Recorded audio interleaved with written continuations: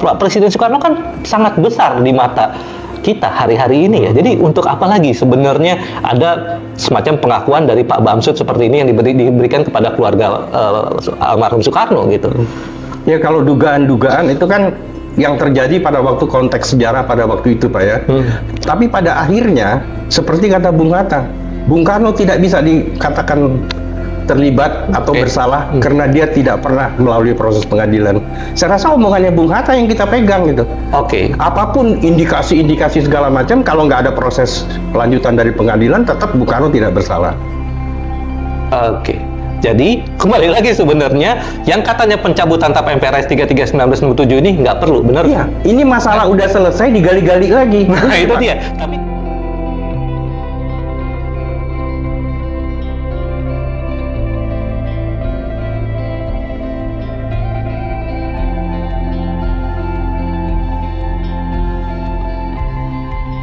Assalamualaikum warahmatullahi wabarakatuh. Alhamdulillah jumpa lagi teman-teman. Ini di channel YKCB. Udah langsung pakai YKCB ini ya. Lagi bersama penulis buku-buku sejarah terutama tentang Soeharto, yaitu Pak Nur Johanu. Apa kabar Pak Nur Johanu? Semoga sehat selalu. Saya sebenarnya lebih senang Pak Nur Johanu nggak pakai topi ala komando kayak gini ya, tapi sepertinya Pak Nur Johanu nyaman dengan topi komando. Ngikutin Refli. Pak Nur, kita bisa lihat ke sini dan ke situ. Kameranya Pak Nur terutama ke sini, tapi nggak apa-apa, lihat ke saya juga nggak apa-apa kalau nggak bosan ya. Nah, teman-teman, jadi sesuai segmen dari channel ini, jadi hari ini maksudnya bulan September 2024 ada saja berita yang mengejutkan bagi kalangan pengamat sejarah ya, dan terutama kalangan yang mengalami era Orde Lama dan Orde Baru terutama ya, yaitu jadi baru kemarin yaitu 9 September 99 kalau di 99 promosi kalau di marketplace ya, ada berita TAP MPRS 33/1967 dicabut. MPR siap kawal pemulihan nama baik Soekarno ya. Jadi Ketua MPR RI ini ada beritanya di Detik ya, teman-teman bisa lihat juga di layar screenshot dari beritanya. Ketua MPR RI ke-16 Bambang Susatyo atau Bamsud menyerahkan dokumen surat pimpinan MPR RI yang bla bla bla bla, kurang lebih surat tersebut begini kata Pak Bamsud ya. Melalui surat tersebut, pimpinan MPR menegaskan bahwa secara yuridis tuduhan terhadap Presiden Soekarno yang dianggap memberikan kebijakan yang mendukung pemberontakan dan pengkhianatan G30 SPKI pada tahun 1965 dinyatakan tidak berlaku lagi sesuai ketetapan MPR nomor 1 MPR 2003 tentang peninjauan terhadap materi dan status hukum TAP MPRS dan MPR tahun 60 sampai 2022 ya. Hal lainnya adalah ditambahkan oleh Bamsud adalah perlunya mengembalikan hak-hak almarhum Presiden Soekarno sebagai mantan presiden, yaitu antara lain hak nama baiknya dipulihkan, kemudian mendapatkan pensiun, mendapatkan perumahan dan sebagainya. Meskipun di hari ini sepertinya agak aneh juga kalau masih mau diberikan pensiun karena Pak Soekarno-nya sudah almarhum gitu ya. Mungkin pensiunnya itu ditujukan ke keluarganya dan keturunannya. Dan juga perumahan dan sebagainya. Nah, teman-teman, tapi tidak semudah itu. Karena ini dari pagi sudah ramai di kalangan pengamat sejarah dan juga purnawirawan yang mengalami era Orde Lama dan Orde Baru mengenai TAP MPRS ini. Juga termasuk kolega saya dari keluarga pahlawan revolusi gelisah sekali dengan adanya TAP MPRS ini. Langsung aja kita akan minta komentar penjelasan dari orang yang sangat kredibel, yaitu Pak Nur Johanu sebagai penulis sejarah. Gimana Pak Nur Johanu tentang tentang pencabutan TAP MPRS nomor 33 ini baru kemarin? Ya, makasih Mas Haji. Memang agak aneh ini Bamsud nih. Langsung ke Bamsud nih. Ya. Setahun atau 2 tahun yang lalu dia nih mengatakan menerima aspirasi untuk 3 periode atau menyerap aspirasi. Waduh. Seharusnya kan dia sebagai ketua MPR, kalau ada aspirasi seperti itu dia harus jelaskan undang-undang dasar kita nih 2 periode gitu. Bukan aspirasi itu malah digoreng-goreng sama dia. Dan sekarang dia menyatakan sebagai ketua MPR mencabut TAP MPR nomor 33. Pertanyaannya, berhak nggak dia mencabut TAP MPR? Ketua MPR Bambang Susatyo berhak nggak mencabut TAP MPRS? MPR yang sekarang kan lembaga biasa, bukan lembaga tinggi. Lembaga tertinggi, bukan lembaga tertinggi. Bukan lembaga tapi tertinggi. lembaga tinggi. Nah, dan itu kan TAP MPRS nomor 33 adalah produk dari MPRS sebagai lembaga tertinggi negara. Nah, emang menjadi pertanyaan yang banyak pihak ya. Apa kewenangan Ketua MPR mencabut TAP MPRS? Yang ya mungkin ahli tata negara harus bicara gitu. Sebetulnya TAP MPR nomor 33 ini statusnya sudah diputuskan dalam TAP MPR nomor 1 2003. tahun 2003. Ini saya baca nih status dari TAP MPR nomor 33. TAP MPR TAP MPRS, maaf. Ya, TAP MPRS nomor 33. Ini statusnya adalah ketetapan MPR yang sudah digunakan gitu ya. Oh, Tapi tidak dicabut. sudah digunakan hanya gitu statusnya di TAP MPR 1 2003 itu. Ini tepatnya nih kita baca putusannya Pak ya. Ya, bagian yang pentingnya aja Pak. Kalau baca keputusan MPR panjang gitu. Iya. Enggak, ini yang pentingnya aja. Teman-teman sambil nunggu karena lagi dicari bagiannya penting, karena kalau salah bacanya ya fatal juga. Ya, jadi perlu dijelaskan bahwa kemarin itu ini bahasa pencabutan TAP MPRS 33/67 dicabut itu kan bahasa media. Tapi kalau kita lihat sebenarnya pernyataan dari Pak Bambang Susatyo atau Bamsud itu nggak ada kata-kata dicabut. Jadi Ketua MPR RI Bamsud menyerahkan dokumen surat pimpinan MPR yang ditandatangani 10 pimpinan MPR sebagai jawaban kepada surat sebelumnya yang dilayangkan oleh Menkumham, yaitu Pak Supratman ya, Menkumham. Jadi melalui surat tersebut ya, kalimatnya Pak Bamsud nih kita kutip, pimpinan MPR menegaskan bahwa secara yuridis tuduhan terhadap Presiden Soekarno yang dianggap bla bla bla bla itu dinyatakan tidak berlaku lagi sesuai ketetapan MPR nomor 1 MPR. Jadi ini sebenarnya penegasan secara yuridis tuduhan terhadap Presiden Soekarno yang dianggap memberikan kebijakan yang mendukung pemberontakan dan pengkhianatan G30 SPKI tidak berlaku lagi, dan itu pun sesuai dengan TAP MPR nomor 1 MPR 2003. Jadi ini biasa ya teman-teman, kalau di hukum ini kan apalagi ini ada nuansa politiknya, sepertinya tidak pernah jelas ini dicabut atau enggak, tapi penegasan secara yuridis saja gitu ya.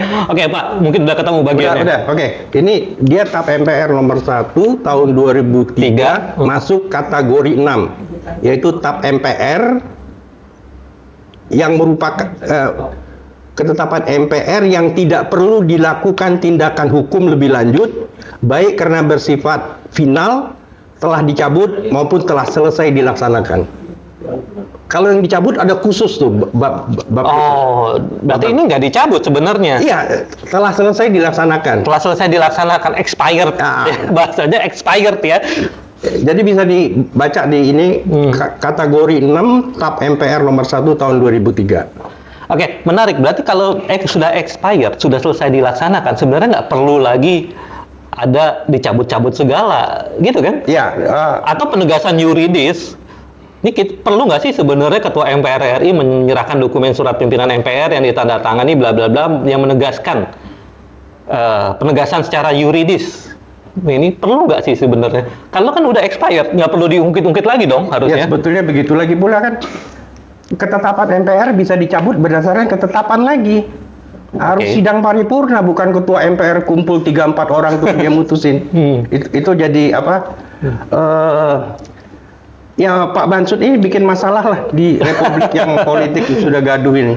Jadi menurut Pak Nur, ini lebih kental nuansa politiknya ketimbang pelurusan sejarah. Iya. Wow. Ya. Jadi begini. TAP nomor 33 ini dalam sidang umum MPRS keempat. Itu atas desakan dari Jamaluddin Malik, itu anggota DPR GR, minta supaya Presiden Soekarno melakukan pertanggungjawaban dengan peristiwa G30S. Lalu Bung Karno buat pertanggungan jawabnya yang dikenal dengan Nawacita. Nawacita.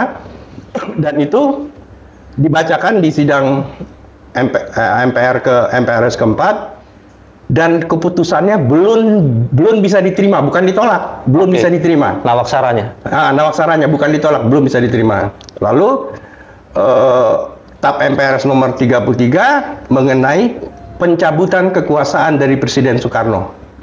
Tapi baca pasal-pasalnya, tidak ada kata-kata pencabutan kekuasaan, tidak ada kata-kata pemberhentian Presiden Soekarno. Pasal-pasal ini, kenapa kata-katanya lembut itu atas permintaan Pak Harto. Yang Pak Harto harus berdebat dengan Nasution itu. Sebagai ketua MPRS saat itu. Jadi Pak Harto bilang, jangan ada kata-kata pemberhentian Presiden Soekarno, jangan ada kata-kata pencabutan kekuasaan dari Presiden Soekarno. Itu permintaan Pak Harto. Itu pasal 1, pasal 2, TAP MPR 33. TAP MPR nomor 33 boleh dibaca itu. MPRS, sorry. MPRS. Dan pasal 6, mengenai masalah hukum, Dr. Insinyur Soekarno diselesaikan oleh pejabat presiden. Tapi Pak Harto tidak pernah melaksanakan pasal 6. Pak Harto tidak pernah melaksanakan pasal 6. Pak Harto mikul dur, mendem jero dengan Bung Karno.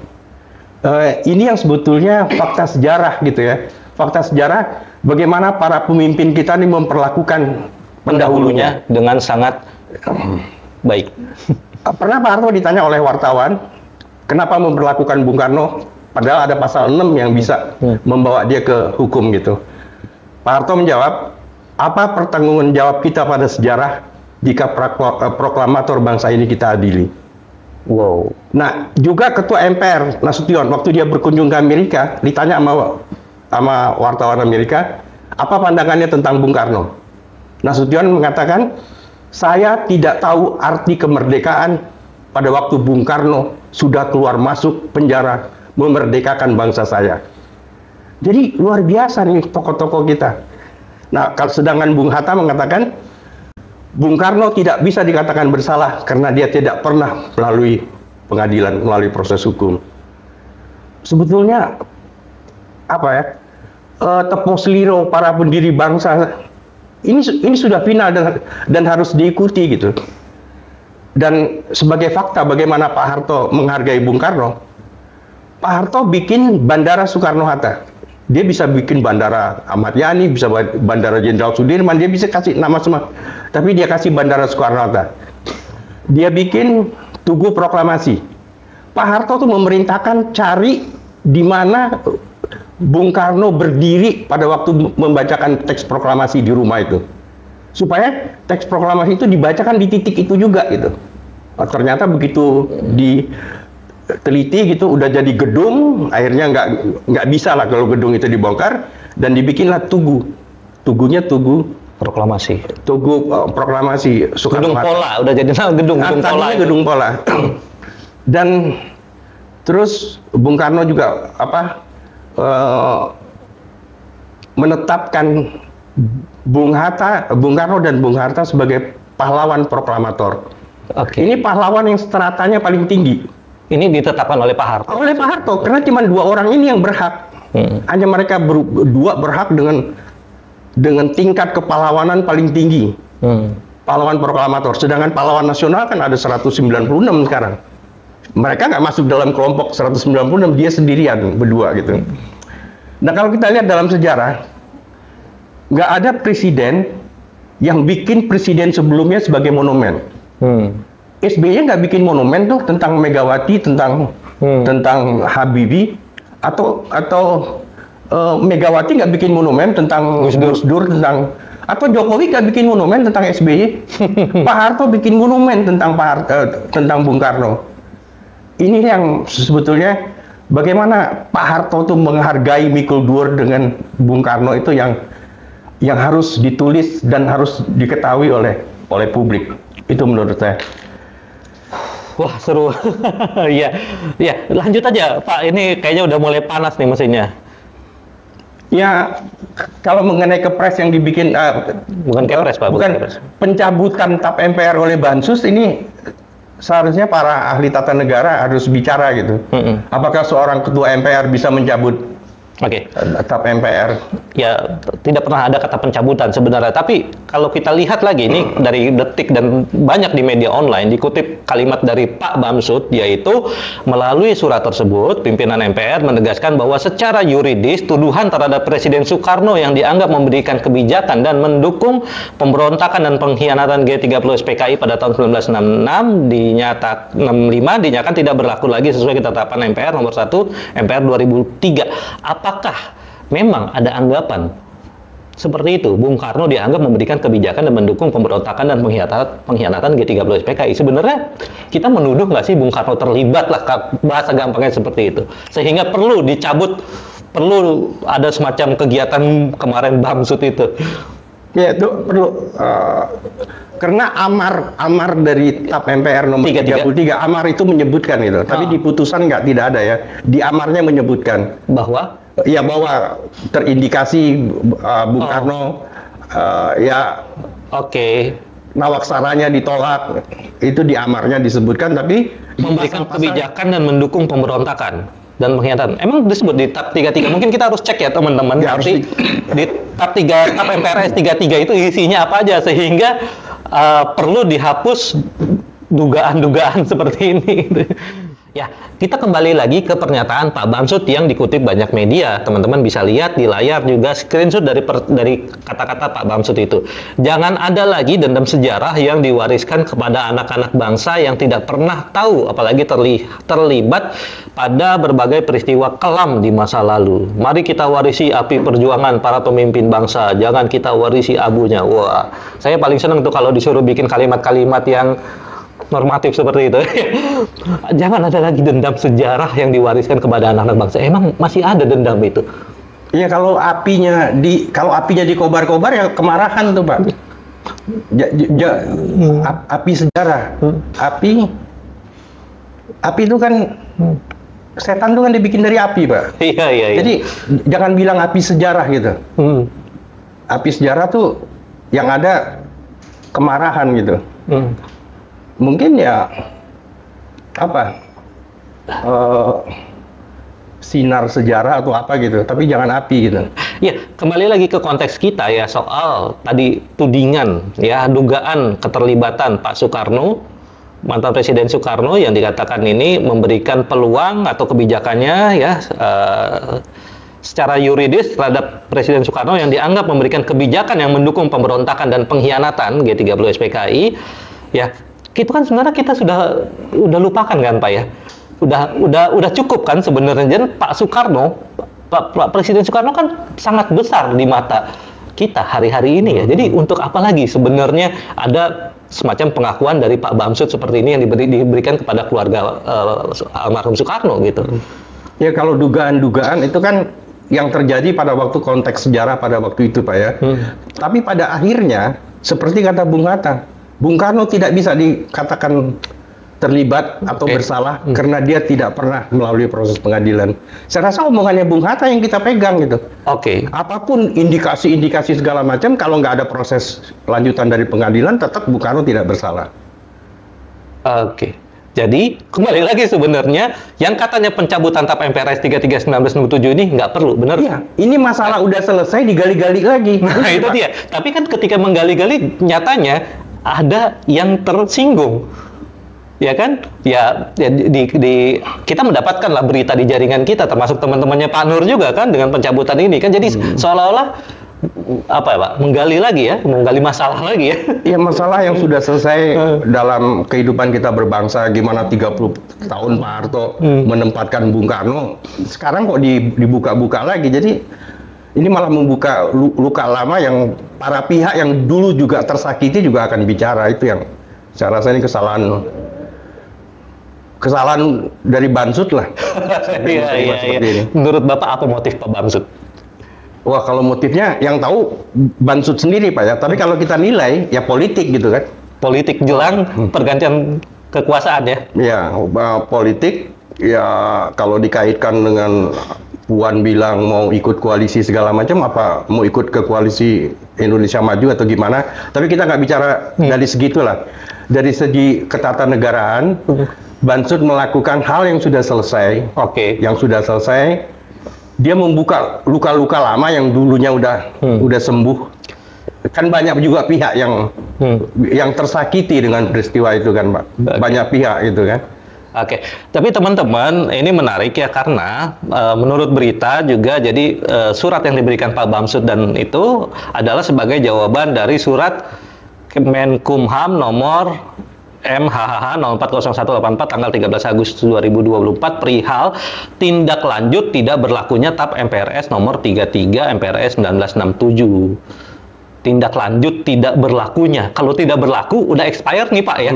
Kayak ada minuman udah expired. Terus ya untuk apa lagi gitu kita bilang ini nggak berlaku ya, ini udah pasti nggak berlaku gitu kan. Yeah. Jadi ini rada-rada aneh. Nah sekarang Pak di sisi yang lain, Bapak kan juga banyak menulis sejarah buku-buku tentang Soeharto.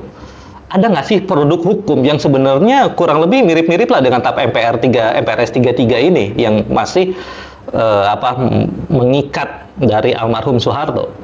Iya, Pak Harto ada satu TAP MPR nomor 11 tahun 99 tentang KKN ya, tentang KKN itu. Nah, KKN kalau nggak salah pasal 9 itu menyebutkan gitu, memberantas KKN tapi menyebutkan nama Soeharto dan kroni-kroninya kira-kira begitu. Kalimatnya kurang lebih seperti itu. Kita cek ya teman-teman ya. Itu nama Pak Harto. Dan disebutin. Yang pada waktu itu penguasanya adalah Habibie. Habibie adalah anak didik Pak Harto, ya kan? Pak Harto, ya sudah, terima aja kayak begitu kan. Kalau memang keputusan MPR seperti itu, keputusan politiknya seperti itu, dan keluarga Pak Harto, akhirnya kan sejarah yang membuktikan gitu kan. KKN itu kayak apa sih? Dan kan lebih ganas sekarang lagi. Dulu kan Mbak Tutut kalau kemana-mana masih naik kereta api, masih ini nggak pakai private gitu kan. Nggak pakai private jet ya? Iya, kalau dia mau udah berkuasa puluhan tahun ya. Kalau dia mau Garuda bisa dia pakai semua mau dia gitu kan. Iya. Kira-kira gitulah. Ya. Akhirnya itu kembali dibecik ke titik Allah ketoro gitu Pak. Iya. Akhirnya kan ya mungkin aja MPR kemudian si Bamsud ini punya pikiran terus TAP MPR tentang Pak Harto itu dicabut ya kita agak dukung lah tuh kalau itu yang bukan agak dukung, sangat mendukung lagi ya maksudnya to be fair ya, kalau untuk Pak Soekarno udah dicabut, bukan dicabut sebenarnya, udah nggak berlaku, nggak perlu dicabut lagi gitu ya. Untuk yang tapi kan nggak bisa, itu kan TAP KKN Pak. Iya nggak, sekarang kan setelah MPR menjadi lembaga tinggi biasa bukan lembaga tertinggi, dia udah nggak bisa tidak ada ketetapan MPR lagi Pak. Dan tidak bisa mencabut TAP MPR yang udah dibuat. Dulu kan presiden ada TAP MPR, kalau sekarang enggak. Presiden itu hanya berdasarkan keputusan KPU dilantik sama MPR, selesai, nggak ada suratnya tuh Pak, nggak ada STNK-nya tuh. Presiden nggak ada STNK-nya. BPKB. Oke, jadi agak membingungkan juga kalau TAP MPR tentang KKN dicabut juga nggak bisa sekarang karena MPR sudah bukan lembaga tertinggi negara. Iya, gitu kan? Tapi di sana jelas menyebutkan nama Soeharto dan kroni-kroninya. Iya, itu tepatnya apa ya tuh? Saya ingat tuh TAP MPR nomor 11 pasal 9 kalau nggak salah. Oh gitu. Bapak ingat ya bahwa memang disebut ada Soehartonya ya? Ada nama Soehartonya disebut. Oke. Silakan Pak, apa lagi Pak? Ungkapkan unek-uneknya. Itu disebut dalam periode MPR-nya masih dikuasai oleh Golkar, masih ada fraksi ABRI, ya kan? Jadi, ya Pak Harto, mungkin Pak Harto cuma bilang titik kebenci Allah ketoro ya kan, buktiin aja siapa nanti yang KKN gila-gilaan. Dan sekarang udah terbukti kan Mbak? Kayaknya kita nggak perlu jelasin yang lebih KKN siapa. Ya, sekarang hampir merata. Siapa yang pernah bilang atas, bawah, kiri, kanan Pak Mahfud ya waktu kampanye ya, waktu sebelum kampanye ketemu korupsi, ketemu KKN ya. Iya, korupsi timah sampai 371 miliar, artinya 15% dari APBN dikorupsi. Udah baru timah aja tuh Pak, belum yang lain-lain gitu. Jadi mungkin gitu Pak ya, TAP MPR tentang Pak Harto KKN itu akhirnya menjadi kualat untuk bangsa ini. Nah, bangsa ini hancur-hancuran KKN. Kira-kira begitu, Pak. Itu menarik ini. Kalau menurut MPR KKN yang menyebutkan nama Pak Soeharto, akhirnya bangsa ini kualat. Jadi lebih KKN ya daripada masa itu gitu ya. Ya oke, Pak. Oke, jadi kurang lebih kayak gitu. Gimana Pak? Ada lagi Pak?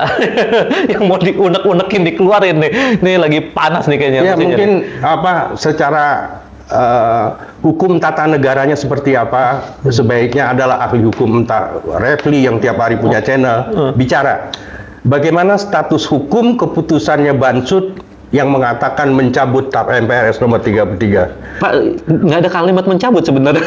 Menyerahkan dokumen surat MPR RI yang ditandatangani, surat pimpinan MPR RI yang ditandatangani 10 pimpinan MPR kepada Menkumham Supratman Andi, aktas dan ahli waris keluarga besar Presiden Soekarno. Saya baca judulnya Pak, TAP MPR nomornya dicabut. Iya, media menulisnya dicabut karena mungkin tidak ditemukan judul lain yang lebih bombastis kali ya. Tapi ya oke lah, orang menganggapnya dicabut kan. Tapi Pak Bansud sebenarnya tidak mengatakan dicabut. Hanya menegaskan secara yuridis tuduhan terhadap Presiden Soekarno bla bla bla sudah tidak berlaku lagi. Oke, kalau saya sih melihatnya ya teman-teman bisa komentar di bawah apa yang dilakukan surat dokumen penyerahan itu atau dalam tanda kutip pencabutan itu lebih politis ketimbang pelurusan sejarah. Dan kita berharap yang mendapatkan surat dokumen itu dalam hal ini keluarga besar Pak Presiden Soekarno yaitu Bu Megawati dan keluarganya bisa lebih bijak menggunakan ini gitu ya, apa yang sudah diberikan oleh Pak Bamsud itu. Mungkin Pak ada yang disampaikan lagi atau gimana? Cukup Pak. Cukup Pak. Kita menunggu Bansud mencabut TAP MPR tentang KKN.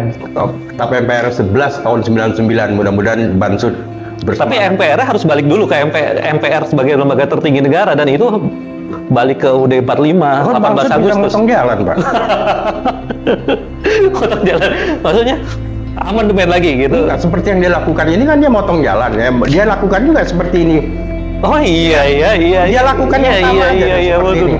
Jadi ya lucu deh, makanya benar-benar teman-teman kita perlu pendapat dari para ahli hukum tata negara, benar Pak ya? Supaya Refli ngomong atau siapa betul. ini. Jadi kalian jangan diam ya, Pak ahli hukum tata negara teman-teman. Oke, makasih banyak Pak Nur, Ya, semoga menjelaskan teman-teman. Jangan lupa like, subscribe, and share channel YKCB.